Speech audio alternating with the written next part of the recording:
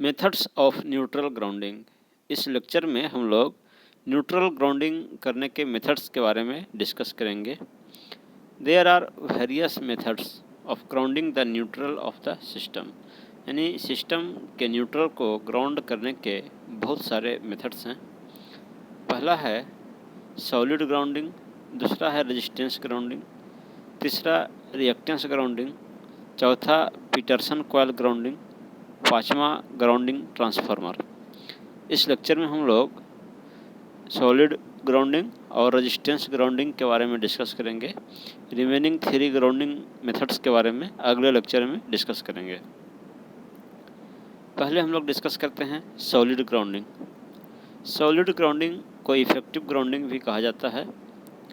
In this system the neutral is directly connected to the ground without any impedance between the neutral and the ground. यानी इस method में, solid grounding और effective grounding method में, neutral को ground से बिना किसी impedance के सीधे कनेक्ट किया जाता है। Because of the connection of the system neutral to the earth, it always remains at earth potential at all operating conditions. System neutral को अर्थ से कनेक्ट करने के कारण, डायरेक्टली अर्थ से कनेक्ट करने के कारण, जो न्यूट्रल का जो पोटेंशियल है वो हर ऑपरेटिंग कंडीशन में वो न्यूट्रल आपका अर्थ पोटेंशियल पे होता है।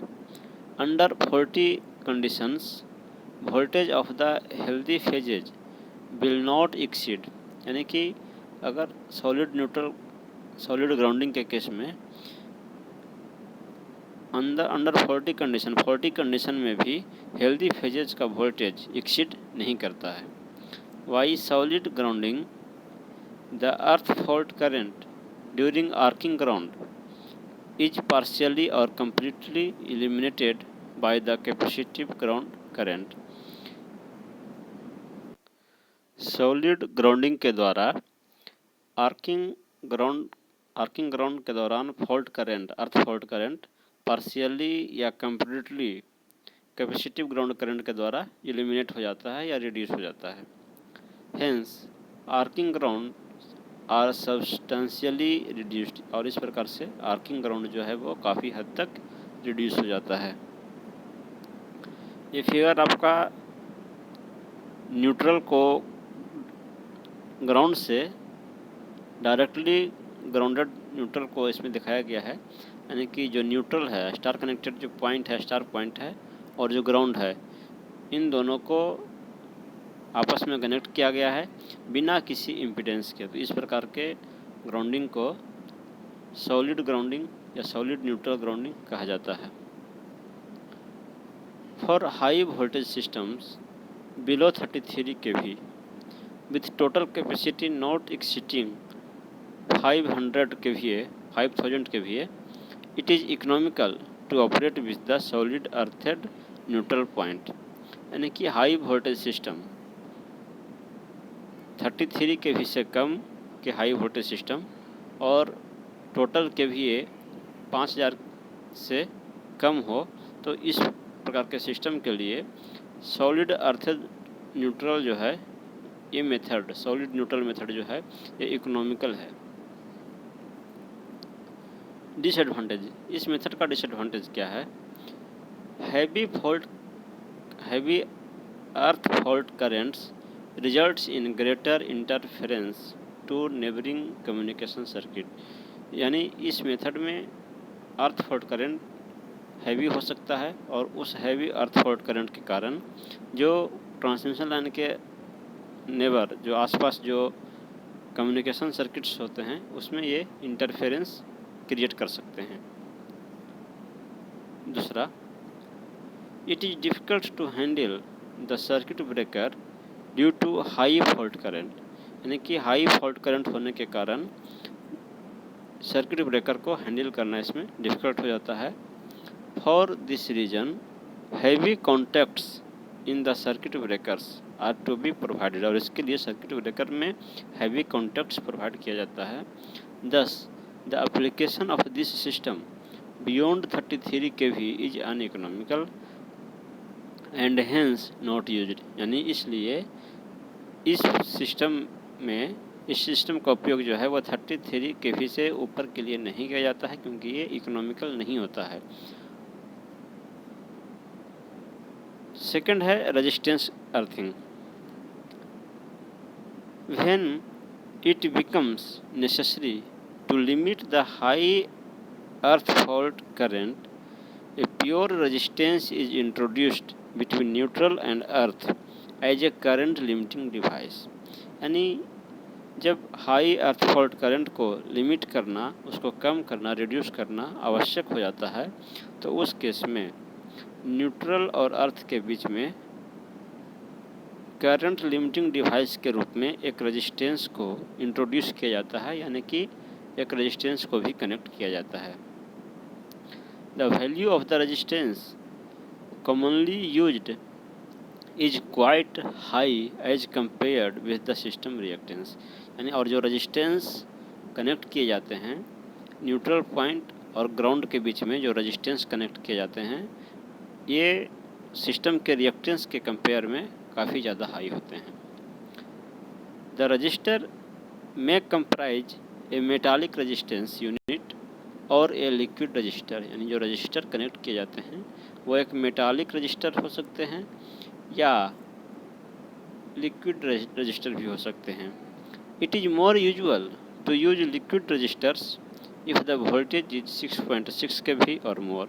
यानी कि 6.6 kV या इससे अधिक वोल्टेज के केस में लिक्विड रजिस्टर का ही प्रयोग जनरली किया जाता है। ये फिगर आपको रेजिस्टेंस अर्थिंग को इसमें रिप्रेजेंट किया गया है। जो स्टार पॉइंट है और स्टार पॉइंट को ग्राउंड से एक प्योर रेजिस्टेंस के थ्रू कनेक्ट किया गया है।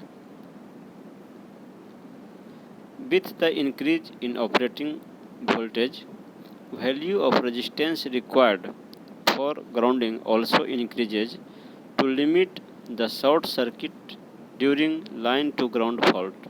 यानी कि ऑपरेटिंग वोल्टेज इंक्रीज होने पे रेजिस्टेंस का वैल्यू भी शॉर्ट सर्किट करंट को लिमिट करने के लिए इंक्रीज करना पड़ता है। यानी कि वोल्टेज अगर इंक्रीज हो रहा है तो रेजिस्टेंस का वैल्यू भी इंक्रीज किया जाता है, ताकि शॉर्ट सर्किट करंट जो है उसको रिड्यूस किया जा सके। Therefore transient ground faults are converted into controlled current fault. और इस प्रकार से जो ट्रांजिएंट ग्राउंड फॉल्ट है वो आपका कंट्रोल्ड करंट फॉल्ट में कन्वर्ट हो जाता है, यानी कि वो कंट्रोल्ड हो जाता है। Resistance grounding reduces the arcing ground hazards. यानी कि जो रेजिस्टेंस ग्राउंडिंग है वो आर्किंग ग्राउंड के कारण जो खतरे हो सकते थे उसको रिड्यूस करता है। And permits simple and satisfactory relaying of the ground fault. और सिंपल और सेटिस्फैक्ट्री रिलेइंग ग्राउंड फॉल्ट के केस में प्रोवाइड करता है। This system can be operated for obtaining the voltage characteristics similar to that of the isolated earthed system. यानी इस system का प्रयोग आइसोलेटेड अर्थेड सिस्टम के बिल्कुल सिमिलर कैरेक्टरिस्टिक्स प्राप्त करने के लिए किया जा सकता है। This type of resistance earthing is commonly employed for the system operating at voltages between 2.2 kV and 33 kV and power source capacity exceeding 5000 kVA।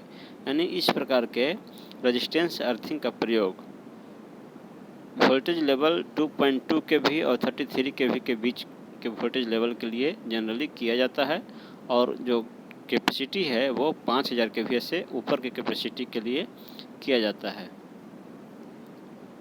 A resistance grounding system will have ground fault current materially lower than that of the effectively grounded system.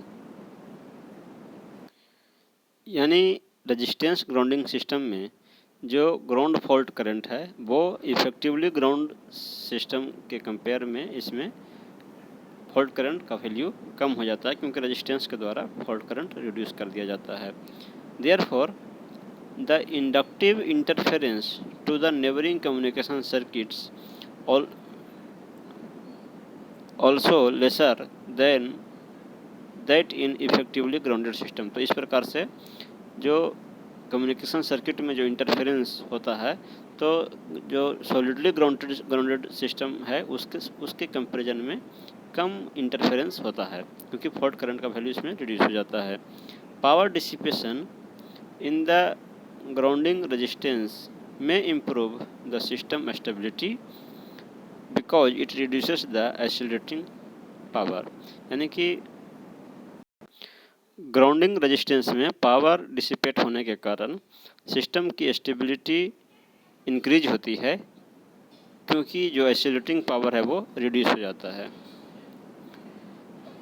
Disadvantage of resistance grounding. Resistance grounding के क्या disadvantage हैं? पहला, the system is costlier then the solidly grounded system. यानी resistance grounding system जो है, ये method जो है वो सॉलिड ग्राउंडिंग सिस्टम के कंपेरिजन में कॉस्टलियर है, क्योंकि इसमें रेजिस्टेंस भी कनेक्ट किया जाता है। दूसरा, there is enormous energy loss in the neutral ground resistance due to dissipation of fault energy. यानी कि फॉल्ट करंट जो है वो रेजिस्टेंस के थ्रू फ्लो होता है, तो इसमें एनर्जी का डिसिपेशन होता है रेजिस्टेंस के थ्रू, और इसलिए इस मेथड में एक इनॉर्मस एनर्जी लॉस होता है, यानी कि विशाल एनर्जी का लॉस होता है हीट के रूप में। तो इस लेक्चर में हमने सॉलिड ग्राउंडिंग मेथड और रेजिस्टेंस ग्राउंडिंग मेथड के बारे में डिस्कस किया। रिमेनिंग 3 ग्राउंडिंग मेथड्स के बारे में हम लोग अगले लेक्चर में डिस्कस करेंगे। Thank you.